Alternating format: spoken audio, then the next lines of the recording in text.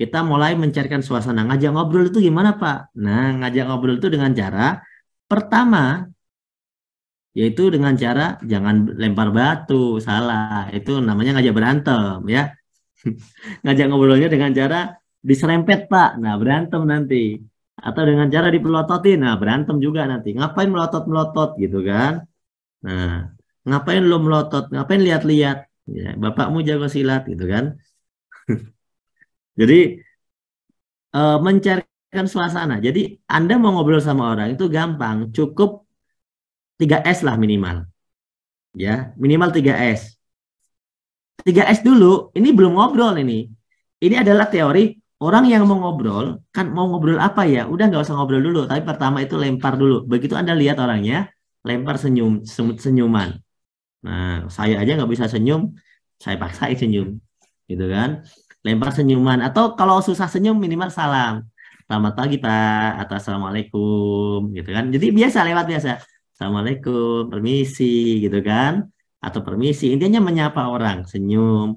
Ini teman-teman yang udah biasa supel pinter nih, kayak misi Pak, gitu, misi. Itu lempar senyum. Kita misi Pak itu lewat sebentar, tapi kita lihat wah nanti ini saya prospek nih orang nih. Kan kita misalnya mau duduk, mau lewat, ya kan di mana nih? Di kereta atau di mana lah. Pokoknya permisi, assalamualaikum. Kalau di masjid mungkin bilangnya assalamualaikum, waalaikumsalam, salaman. Udah kan? Karena di masjid cocok gitu kan? Gitu ya. Beri pertanyaan. Nah, yang jawabannya pendek. Nah, ini tipsnya nih. Yang nggak supel mana nih? Yang nggak supel tadi orangnya mana? Jadi pas Anda mau ngobrol, udah senyum, sapa, langsung ini tipsnya. Bertanya, bertanya tapi yang jawabannya gampang, ya.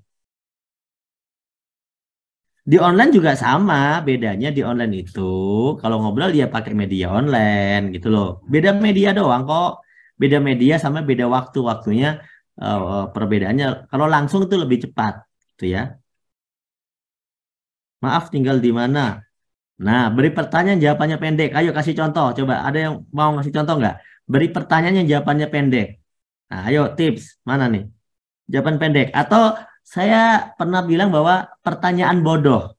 Nah, pertanyaan bodoh. Jadi yang bodoh itu antara yang tanya atau yang ditanya. Iya, misalnya misalnya nih ya, contoh pertanyaan bodoh. Pertanyaan bodoh itu gini. Ini sama-sama kita dari masjid nih ya, habis sholat kan. Terus kita sama-sama keluar dari masjid. Begitu pakai sepatu, kita tanya, habis sholat duhur Pak? Gitu. Oh iya, sering sholat di sini. Nah, itu pertanyaan bodoh namanya. Karena udah tahu kalau habis sholat, tapi kita sengaja tanya gitu ya. Paham nggak? Ini pertanyaan bodoh. Tapi cara mencairkan suasana begitu. Ya, kalau orang kampung itu ya pertanyaan-pertanyaan standar lah. Kalau orang kampung itu misalnya kayak dari mana gitu kan. Kalau nyapa tetangga gitu ya. Padahal ya nggak mau tahu juga, cuma biar kelihatan ramah aja gitu kan. Nah, beri pertanyaan yang jawabannya pendek.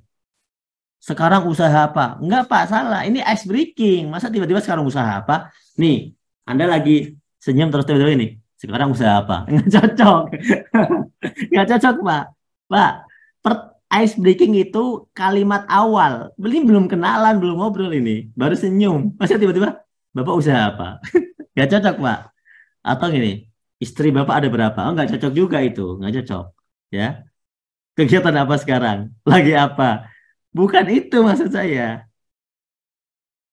Nah, ini cocok nih. Misalnya lagi di travel ya, atau lagi di bis yang arahnya Jakarta. Mau ke Jakarta, Pak? Bener nih, pertanyaan bodoh nih. Karena udah tahu bisnya arah Jakarta. Mau ke Jakarta? Oh iya, gitu kan? Dari mana? Wah, boleh. Pertanyaan pendek itu tadi, ciri-cirinya adalah pertanyaan-pertanyaan yang, ya, menurut saya pertanyaan bodoh gitu ya. Yang paling gampang itu pertanyaan bodoh yang memang simple gitu ya. Pura-pura tanya alamat boleh juga. Nah, oke, ini tidak harus dilakuin semua ya. Ini boleh salah satu. Jadi misalnya Anda senyum, terus nomor dua. Atau boleh juga langsung sok kenal sok dekat. Sok kenal sok dekat ya tadi. Ya langsung ngobrol aja gitu kayak, wah panasnya sekarang ya. Hari ini tadi ya sok kenal sok dekat tuh. Dia bilang cerah ya. Atau sekarang sering hujan ya Pak. Nah itu sok kenal sok dekat tuh. Kemudian manfaatkan properti sekitar. Ini bisa. Jadi kalau Anda bingung nih mau ngobrol apa ya, Anda udah senyum nih, kemudian Anda mau ngobrol apa? Manfaatkan properti. Contoh ya, ini contoh aja, saya nggak ini. Perokok misalnya. Anda perokok nih. Eh, Kemudian kelihatan orang itu ngerokok gitu ya. Terus Anda deketin. Eh, Pak, mohon maaf pinjam koreknya. Nah, Anda pegang rokok juga, pinjam koreknya. Itu namanya menyapa orang, tapi memanfaatkan properti atau alat bantu di sekitar yang ada untuk mengawali obrolan. Contoh, pinjam korek itu menjadi satu cara prospek yang paling mudah untuk sesama biasanya cowok-cowok yang nongkrong-nongkrong lah ya, gitu. Ya, itu gitu dulu ya, pinjam korek. Apalagi kalau di tempat makan, misalnya kita kita target nih, ini orang di depan saya mau saya prospek. Kita ketemu pertama dari jauh, begitu dekat udah kita senyumin.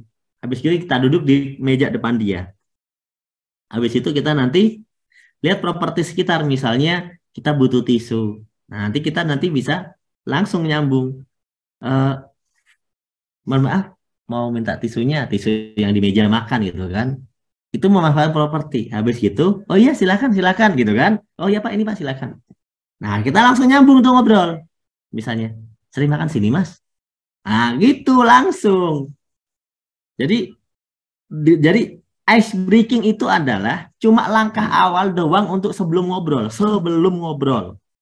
Kalau udah ngobrol itu masuk tahap ketiga, namanya building trust, membangun kepercayaan, basa-basi.